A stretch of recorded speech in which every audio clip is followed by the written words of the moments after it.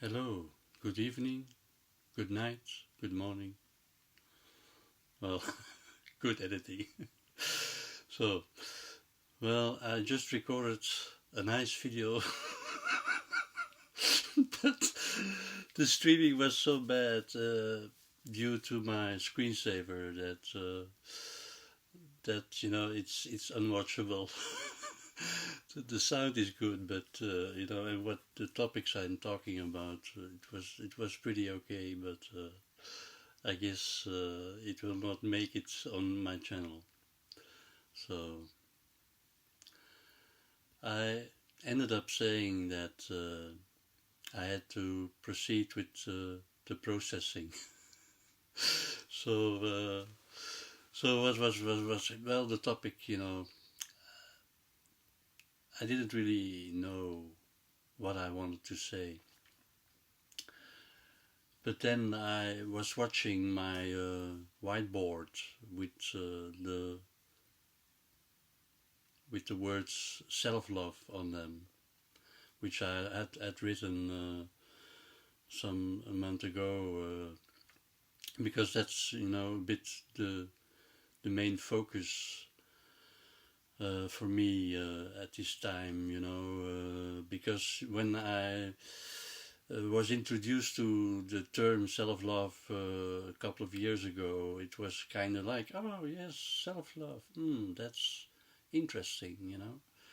But it was just for me. It was just like the words. It didn't really. I didn't really know how to go about it or how to realize it in my day-to-day life. So for me, it's kind of a was kind of a mystery because so and so with every good thing in life is a little bit kind of a mystery. Uh, I must say that these after a couple of years and after some exercises of exercising, that I have grown my understanding of self-love, which is very important because indeed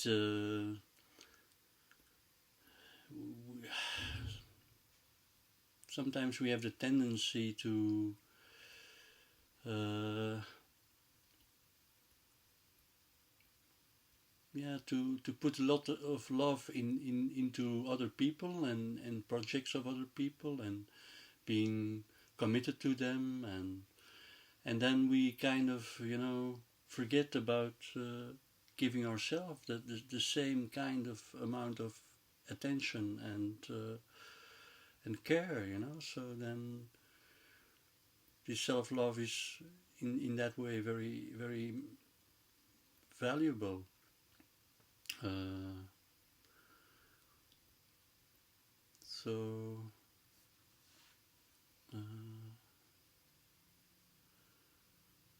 yeah, I'm still thinking about the other video that I made and what I said, but it doesn't really matter because I'll have to get on a new train and go to a new station and with new kind of sentences and new kind of words and ideas. So then this will be another video than the previous one. So what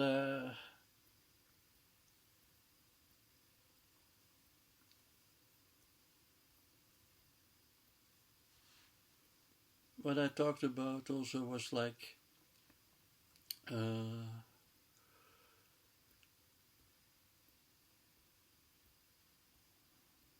well, I'm a bit lost.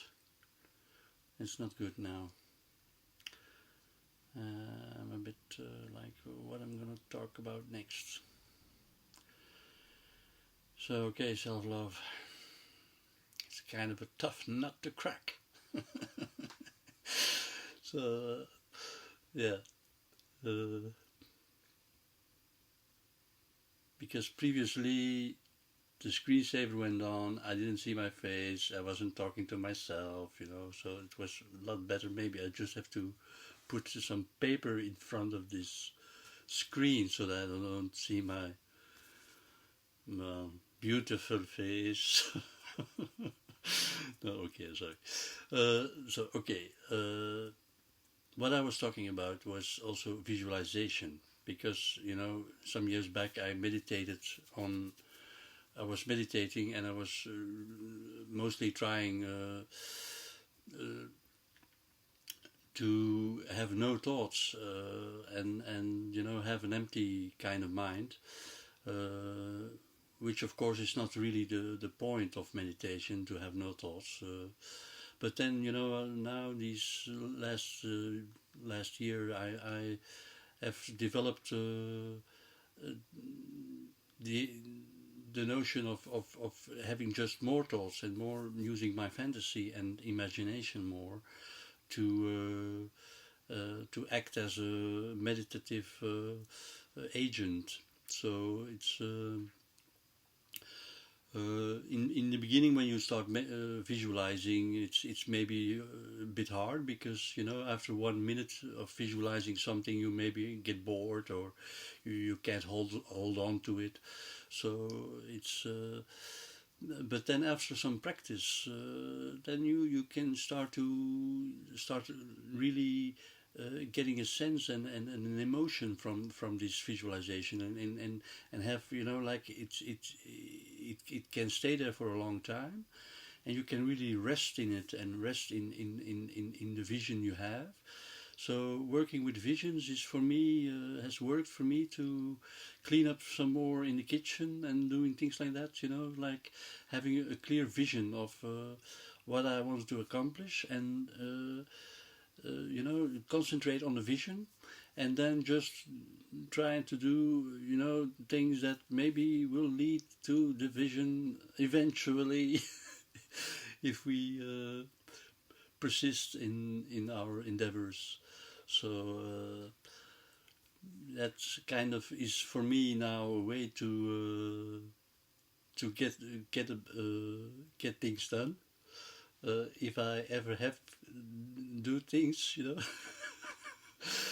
which is okay. There's, but like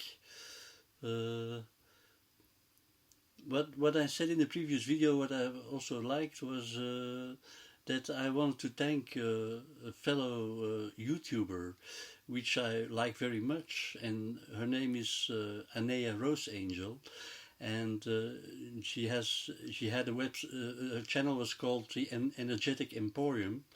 But now she's a bit away from YouTube, or taking a break.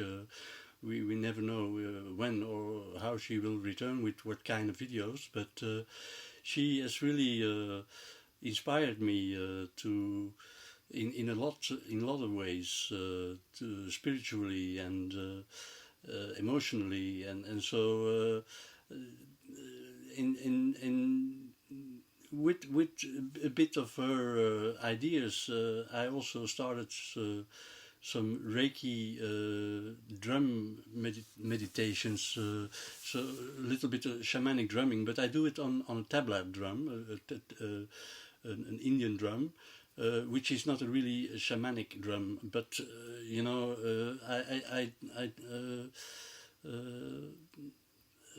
thought to start out the relationship with this drum, because it is a drum my father bought, and that's been in our possession for a long time, and so I got a kind of a bond with it, and so now and then my father bought a book about shamanic Reiki drumming and healing.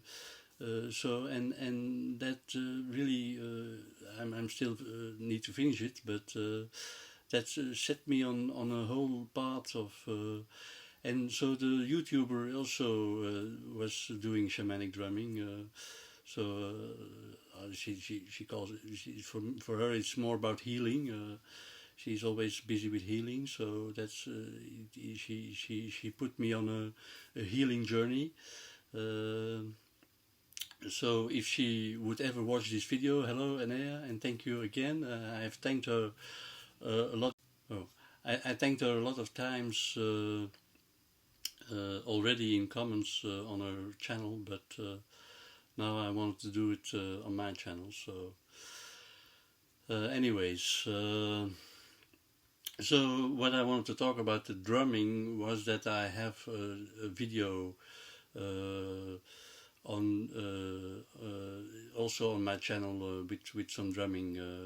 And where I also use my imagination to tell some tales, which, you know, in my imagination I have spirit guides and power animals and all kind of strange creatures that come and visit. So, and that's, you know, it's for me, of course, some people would say it's very strange, but they come into my mind, so I kind of try to converse with them and have kind of a conversation, in internal conversation with the characters, and it's you know, a way to define my internal universe. Yeah, to add a bit of spark to my internal life. So that's why I fantasize about having a black dragon to ride. So that's also it also a bit touches upon the visualization issue, because there also I use visualization to to make them to let them become alive. So maybe a long-winded way to tell something very simplistic, like you know, using your imagination like a kid. Although you're yeah, well, I'm 50, you know, so that's kind of getting there. So, well, so what can we talk about more? What I was talking about was that I was living in a city, which is very crowded and of course not like a city like New York, which is much more people together. But here in Antwerp, there, you know, when you go into the city center, then sometimes there are also plenty of people. So so that's kind of nice and exciting, and you know, but it can also be sometimes a little bit impersonal, because, you know, you wonder what's all these people, how would their life be, what are they thinking about, you know, it's kind of a mystery. But so then the subject why I was talking about the fact that I live in a city is that it's sometimes harder to connect with nature in a city. Although it is possible, it is possible. We have somebody who's entering the room. Huh? Nee, ik was dus een video. I'm making a video. Wie? I'm making a video. Okay. Ik heb een verschrikkelijke droom gehad. Oh, that's my mother says she had a terrible dream.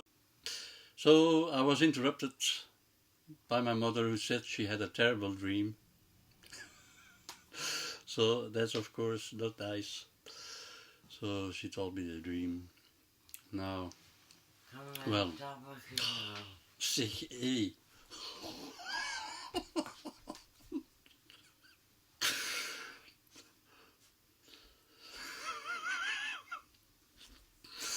I'm sorry.